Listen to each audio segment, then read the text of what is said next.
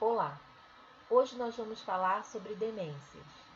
Nessa primeira parte da aula, vamos falar sobre as síndromes demenciais em geral, quadro clínico, o diagnóstico, classificação.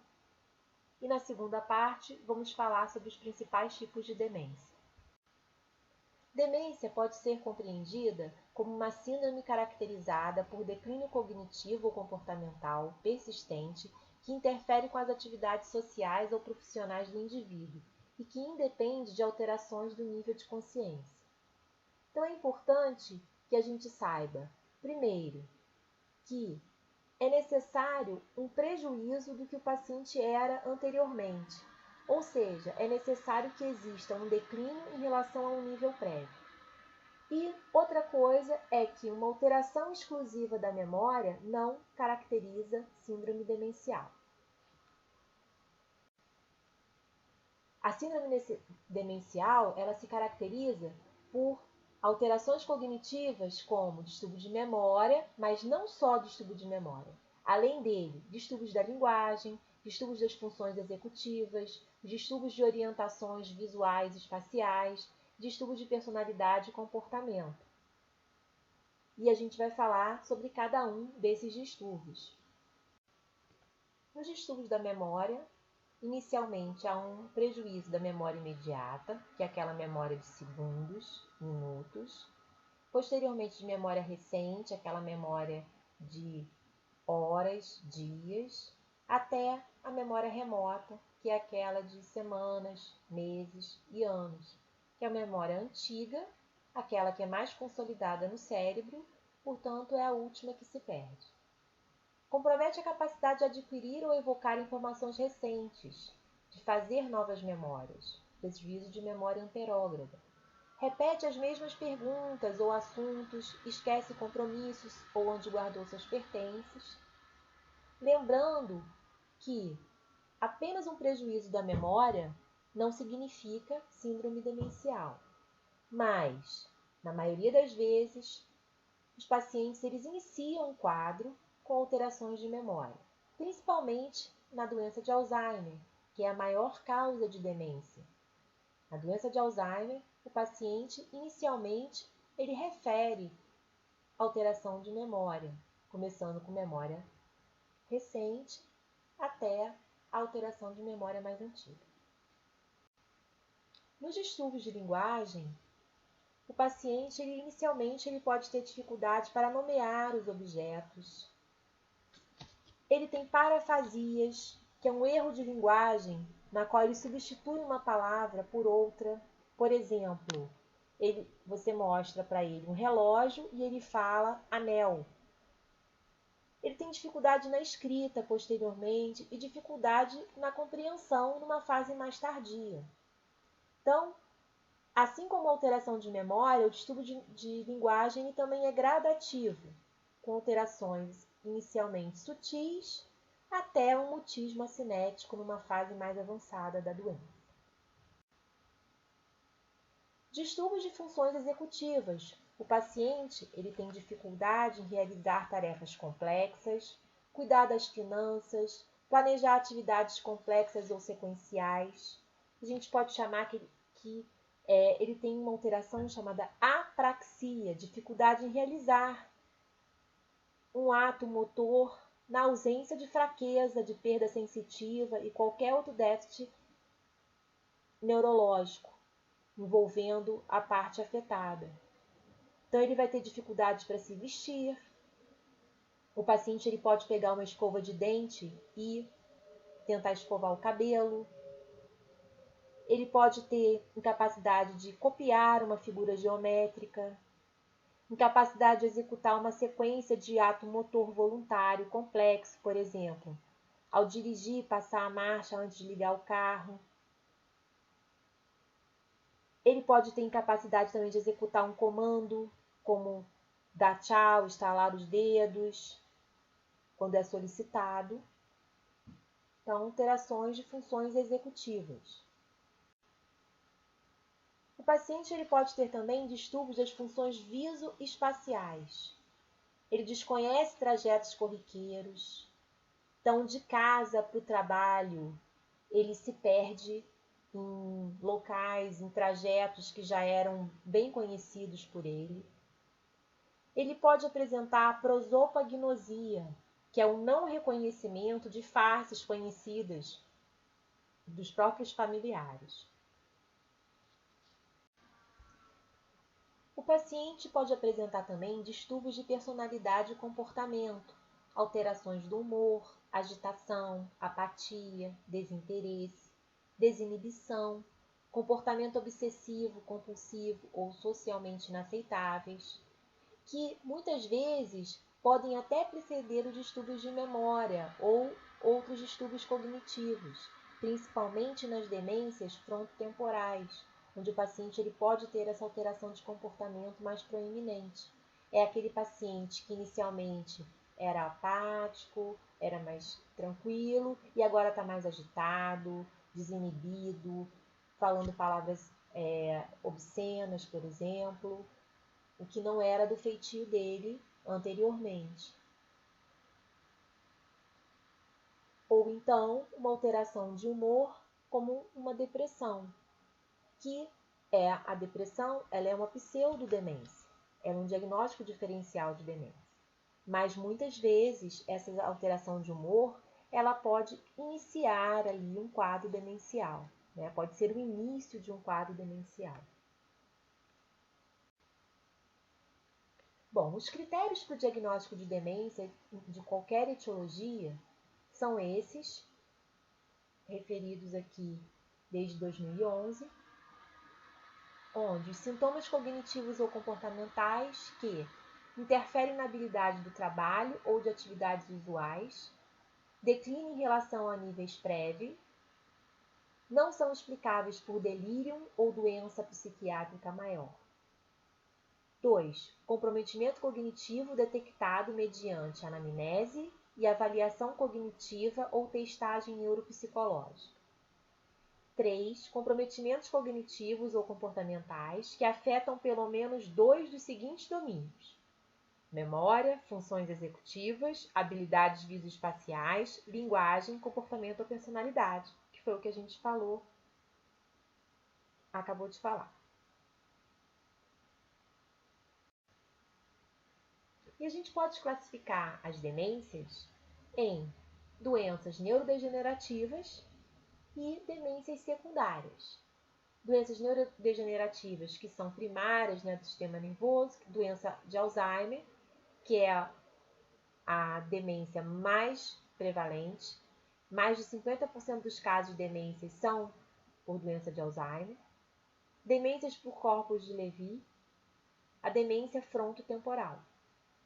E demências secundárias, como a demência vascular, a hidrocefalia de pressão normal, deficiências vitamínicas, infecções, disfunções hormonais e outras causas que muitas vezes são potencialmente reversíveis. 10% das causas de demência, elas são potencialmente reversíveis. Portanto, antes da gente dar um diagnóstico de uma doença neurodegenerativa, é importante excluir uma causa que seja potencialmente reversível. O diagnóstico, então, é feito através de anamnese, do exame físico, neurológico, de avaliação cognitiva, com testes de rastreio, exames laboratoriais e exames de imagem, quando necessário também o exame do líquido.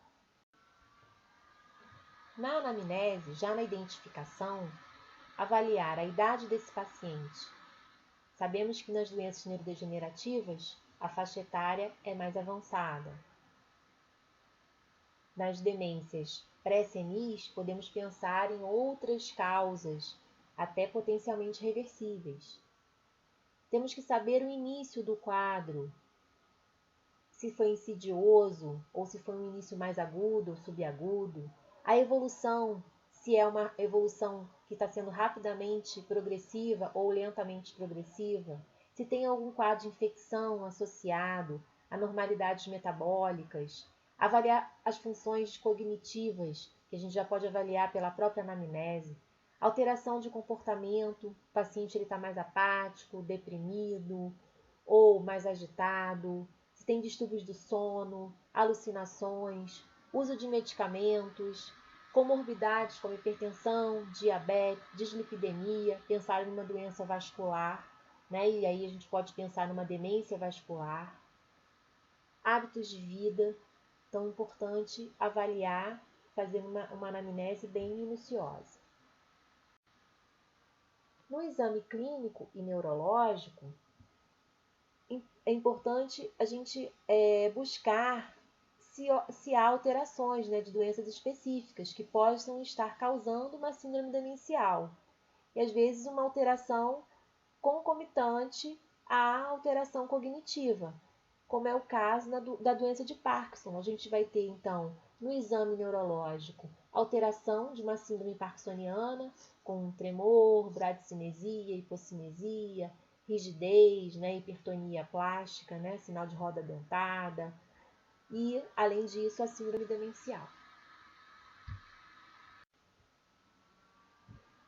Dos testes de rastreio, nós temos o mini exame do estado mental, que vai avaliar a função cognitiva. É um teste amplamente validado para o nível de escolaridade e que avalia várias funções cognitivas, como orientação, memória, atenção, cálculo, linguagem, praxia, gnosia.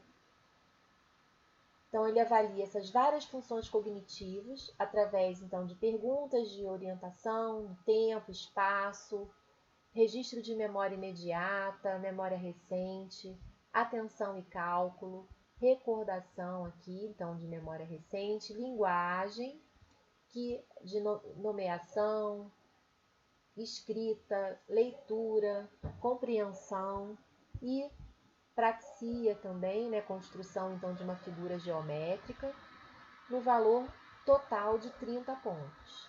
Pacientes abaixo de 26 pontos, uma escolaridade então maior que 7 anos, abaixo de 26 pontos, a gente tem que pensar numa síndrome demencial e iniciar então investigação para síndrome demencial.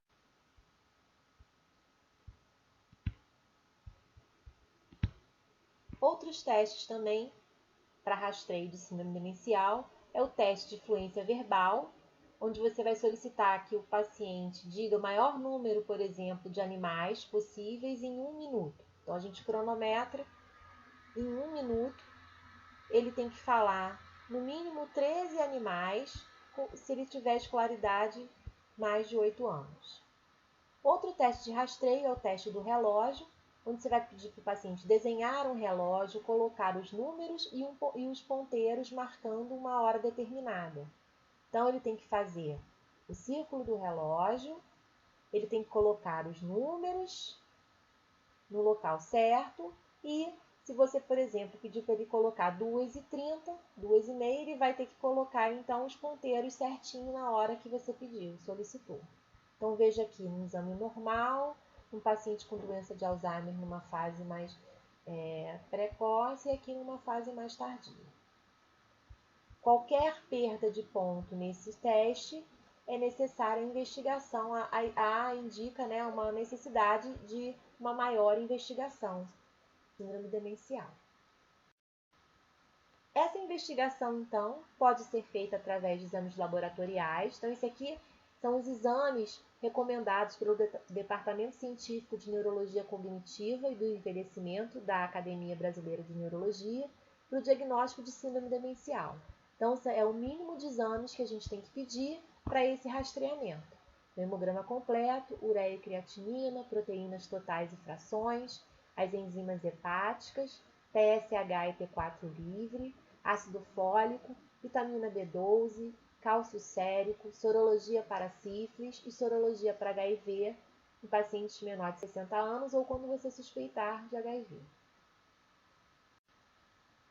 Outros exames complementares que a gente pode solicitar é a tomografia de crânio, a ressonância magnética de crânio, o SPECT e o PET, e o exame do líquor também em determinadas situações, como por exemplo o paciente então mais jovem, abaixo de 60 anos, com um quadro de demência que está sendo rapidamente progressivo. A gente pensa também na doença de Creutzfeldt-Jakob, que é uma doença causada por um vírus lento, uma doença priônica, e que leva a um quadro de síndrome demencial rapidamente progressivo, e que você tem uma alteração específica no líquor, presença da proteína 1433,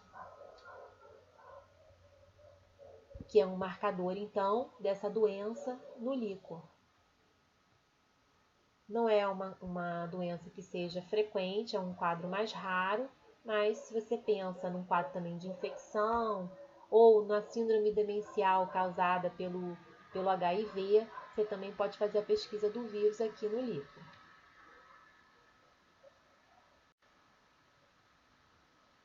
No diagnóstico diferencial, a gente tem que pensar em encefalopatia de instalação aguda, o delírio, né, que é uma síndrome confusional aguda, diferenças básicas de delírio para um quadro de demência é que o delírio é um quadro agudo, a demência é mais insidiosa.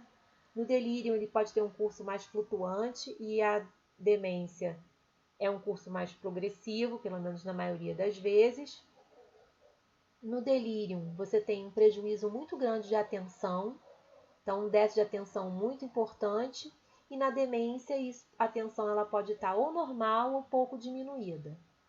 A consciência no delírio, então, ela está alterada e você pode ter a consciência mantida na demência.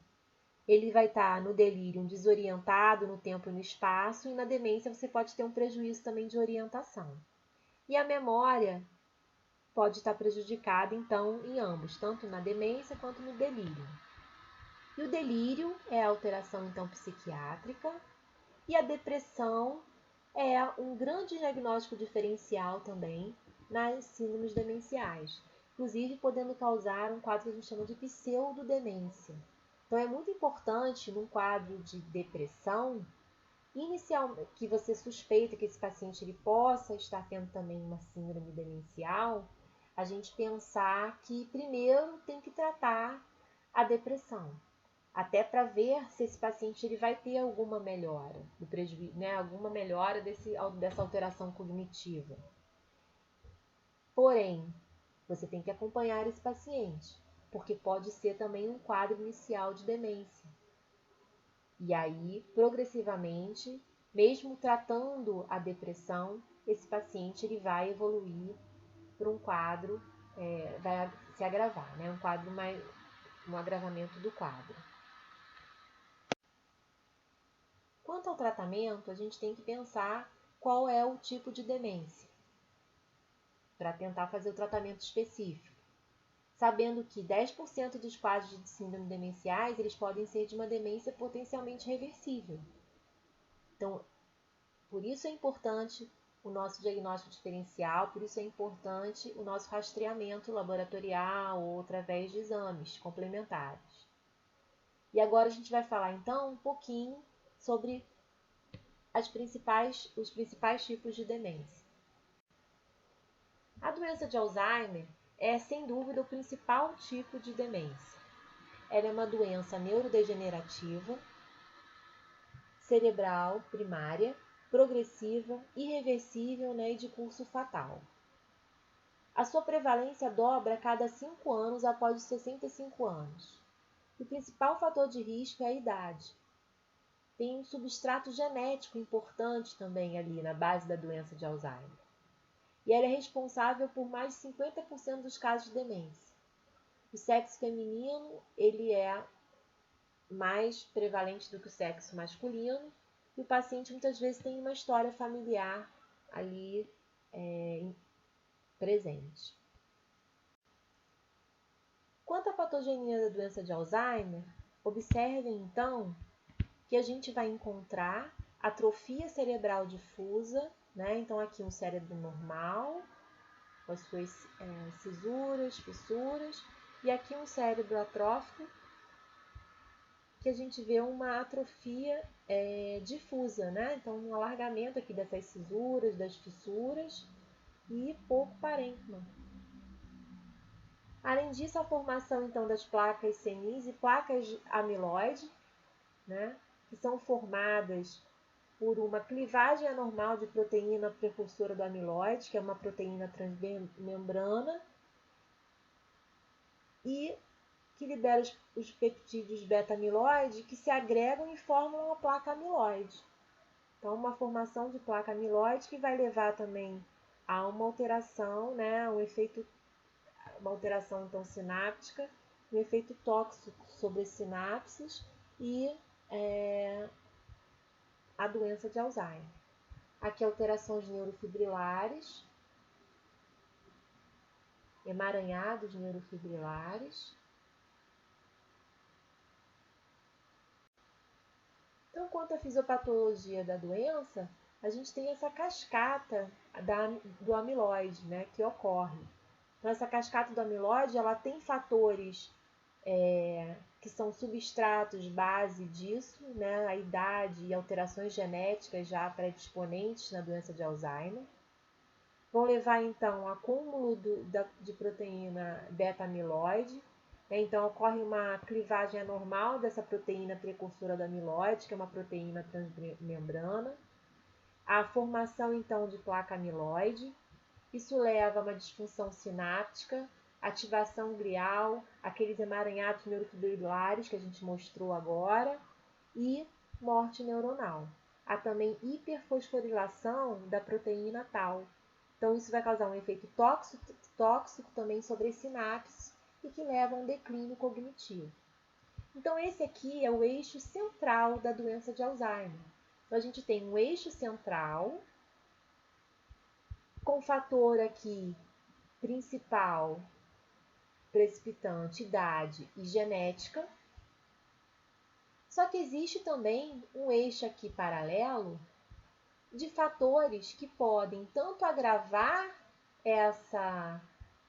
esse curso da doença, esse curso central da doença, quanto proteger. Então, esses fatores agravantes consideram-se que são os fatores de risco cerebrovasculares. Então, doenças relacionadas, né, cerebrais relacionadas à idade e alterações aqui cerebrovasculares, como hipertensão, diabetes, dislipidemia, que levam a alterações também cerebrovasculares, como fatores agravantes, que podem, então, de repente, acelerar esse processo aqui central, esse eixo central. E fatores protetores, como a reserva cerebral cognitiva, fatores ambientais, que podem então estar relacionados com uma certa proteção ao curso dessa doença. O diagnóstico é um diagnóstico clínico, como a gente falou, o importante é se fazer um diagnóstico de exclusão. Como é uma doença neurodegenerativa, o importante é você excluir causas potencialmente reversíveis e fazer diagnóstico diferencial com outras doenças também progressivas.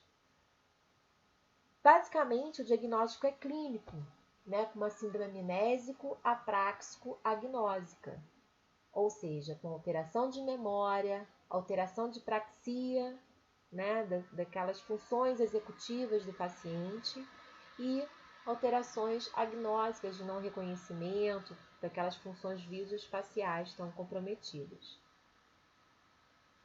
E a gente pode dividir a doença em 3 fases. A doença de Alzheimer, então, leve, moderada e grave, já numa fase mais avançada. Então, na fase leve, o paciente ainda tem uma certa independência, julgamento, higiene pessoal adequada, esquecimentos, parafasias, apatia, isolamento e depressão. Então, alterações aqui, tanto do comportamento como eu falei para vocês sobre a depressão, né? Que inicialmente a gente até tem que excluir isso aqui, só um quadro de depressão, que poderia dar tudo isso também, ou se é um quadro mesmo de demência inicial.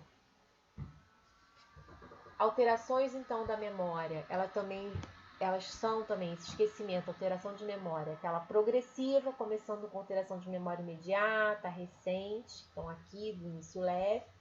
As parafasias, que é aquele erro de linguagem, né, de troca, por exemplo, de palavras. Tudo. Isso progressivo. Então, aqui numa fase leve. A moderada, o paciente ele vai precisar de alguma supervisão, ele tem déficit de memória recente, necessita de ajuda para suas atividades da vida diária, apraxia, agitação, alterações do sono. E na fase grave, já um comprometimento significativo das atividades da vida diária, precisa de supervisão e cuidados constantes, mutismo, como eu falei, a parte da linguagem, então que começou lá com uma alteração de nomeação, parafasias, até o mutismo, ele já não interage, já não fala mais, já não compreende, está restrito ao leito. Nos exames complementares, a gente pode avaliar então a tomografia de crânio, já se observa uma atrofia que pode ser difusa e muitas vezes aqui também tronco temporal, né? Mas é mais difusa, tá? Também essa região também temporal. Aqui na ressonância magnética a gente observa essa região aqui de ponta do lobo temporal, né? Onde estão os hipocampos, que é a área de memória. E a gente vê uma atrofia grande aqui já nessa região então da ponta do lobo temporal. O PET, ele é um exame de imagem funcional, tá? Que a gente vai ver então aqui um PET normal e esse aqui a gente vê um hipometabolismo glicolítico nas regiões então temporoparietais, tá? Essas regiões temporoparietais, então o hipometabolismo glicolítico. E o SPECT, que é a tomografia por emissão de fóton único, que também é um exame de imagem funcional, e a gente vai avaliar então aqui, ó, um exame normal e aqui já uma hipoperfusão, né, com hipoconcentração então de radiofármaco nas regiões também temporoparietais bilateralmente, tá?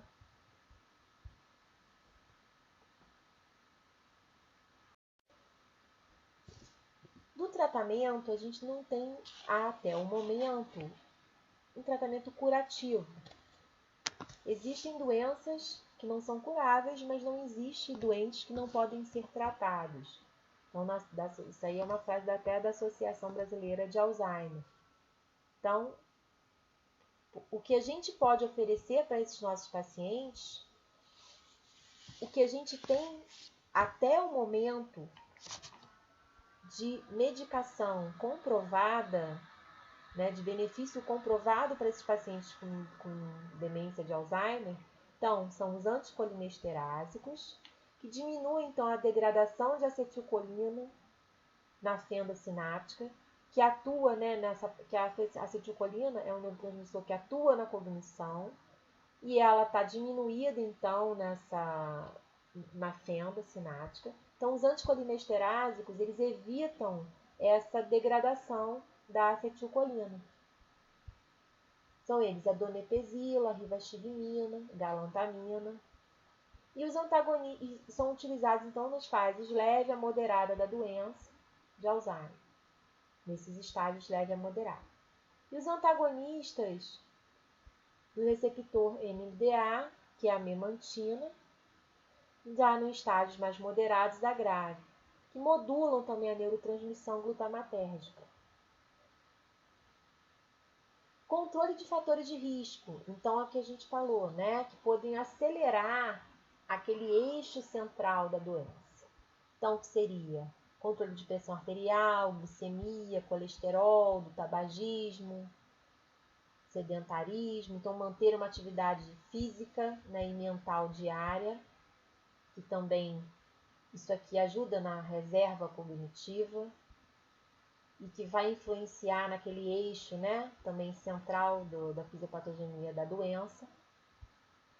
Avaliar essas alterações comportamentais e tratar, então, paciente que às vezes é muito agitado, ou tem alucinações, ou tem alteração de depressão associada.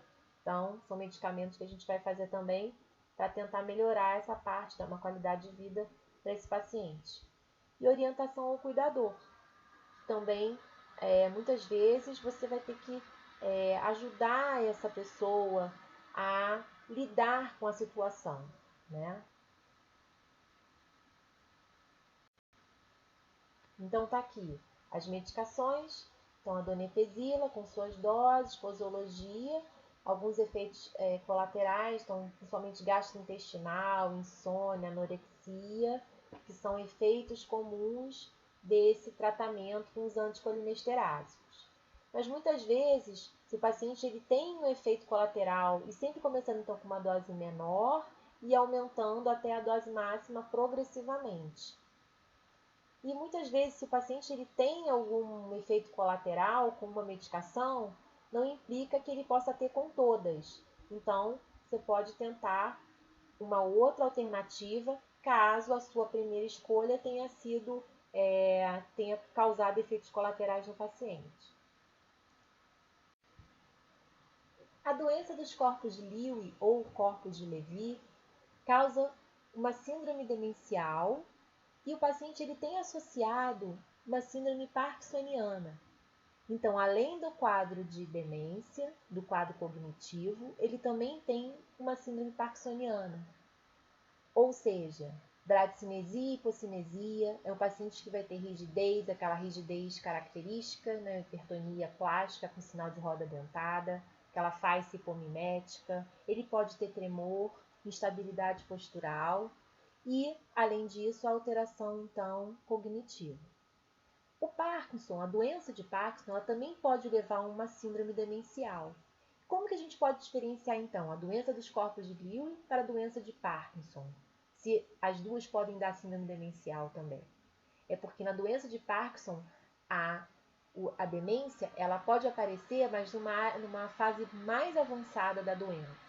Já na doença dos corpos de Levy, a síndrome demencial ela pode até preceder ou começar junto com os distúrbios motores do parkinsonismo. Além disso, o paciente tem alucinações visuais muito vívidas, né? O paciente ele vê pessoas, ele descreve exatamente que ele está vendo uma pessoa ou um animal ou um bicho subindo pela parede. Ele tem flutuação, né, dessa alteração cognitiva, ela é flutuante. O paciente tem distúrbio também comportamental do sono REM, que é aquele sono profundo, aquela fase de atonia, né, que o paciente ele tem atonia durante essa fase do sono REM. E no caso desse paciente com doença de corpos de Levy, ele não tem essa atonia e ele pode, então, parecer que está até vivendo aquele sonho, né? Então, sonhos vívidos. Início do quadro aos 70 anos, predominantemente, e o tratamento é um tratamento de suporte, porque ela é uma doença neurodegenerativa também.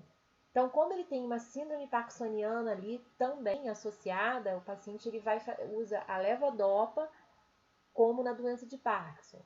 E no caso da síndrome demencial, a donepezila, a galantamina ou rivastigmina, que também são utilizados na doença de Alzheimer, elas também são utilizadas na doença dos corpos de Levy. Na demência frontotemporal, esses pacientes têm um comprometimento predominante de sintomas neuropsiquiátricos. Então, alterações de comportamento, elas são predominantes na demência frontotemporal, assim como alterações da linguagem, afasias. Tá? Então, esse paciente ele tem predominantemente distúrbios de alteração neuropsiquiátrica e afasia e disfunção executiva. Ele tem um predomínio, então observa aqui na TC de crânio que a alteração ela é predominante de atrofia frontotemporal. Diferente da doença de Alzheimer, que ela é mais difusa, ou então temporoparietal. E aqui na demência frontotemporal, alteração proeminente de atrofia frontotemporal. O tratamento ele é sintomático. As medicações utilizadas na doença de Alzheimer, na doença dos corpos de Levy, elas não são tão eficazes na demência frontotemporal. Um outro tipo de demência é a demência vascular. Na verdade, a demência vascular ela é a segunda maior causa de demência. A primeira é a demência de Alzheimer e a segunda maior causa é a demência vascular. A terceira maior causa é a demência mista, que é a demência vascular mais a doença de Alzheimer. Muitas vezes é difícil a diferenciação entre uma e outra, se faz difícil essa diferenciação. Mas a demência vascular você tem um curso que pode ser chamado em degraus, onde o paciente ele tem uma alteração vascular, fica um déficit cognitivo, esse déficit se mantém o mesmo, até ele ter uma outra alteração vascular e aí esse novo déficit cognitivo se somar, como se fosse, e aí se manter numa estabilidade. Então, como se fosse uma evolução mesmo em degraus. Ela pode ocorrer por doença de pequenos vasos ou por infarto estratégico, por exemplo, um infarto talâmico, ou por múltiplos infartos, como se fosse a soma de vários infartos, né? Essa doença de pequenos vasos é também chamada de doença de Binswanger. O tratamento fundamental é o controle dos fatores de risco. Por isso que a demência vascular, ela também até pode ser considerada como uma demência potencialmente reversível, se você trata logo no início e faz o controle dos fatores de risco. O uso de inibidores da colinesterase também é válido, como a rivastigmina, a galantamina, a donepezila, assim como se faz na demência de Alzheimer, e a memantina. Lembrando, então, que essa demência ela ocorre como se fosse em degraus. Então, aqui a gente observa essa ressonância, a doença de Binswanger, que é a demência, então, uma demência causada por essas alterações, né, de pequenos vasos, uma doença de pequenos vasos. Aqui a demência, então, causada por múltiplos infartos, então a gente vê aqui nesse exame imagens, então, de alteração vascular em múltiplas áreas. E aqui, nessa tomografia de crânio, infarto único na região do tálamo. Então, o infarto estratégico que a gente fala, né? Então, um infarto único estratégico após acidente vascular cerebral, levando a uma síndrome demencial. Outra causa de demência, e essa causa é potencialmente reversível, é chamada hidrocefalia de pressão normal, também conhecida como demência de Hawking-Adams. Então, é uma síndrome, o paciente ele tem uma tríade clássica, seria uma síndrome demencial, ou seja, um déficit cognitivo, incontinência urinária e apraxia de marcha, uma alteração na marcha. Essa demência é potencialmente reversível e aqui a gente vai ver na ressonância, a gente observa um aumento dos ventrículos, porém você não vê atrofia. Então você não tem uma atrofia cortical importante aqui.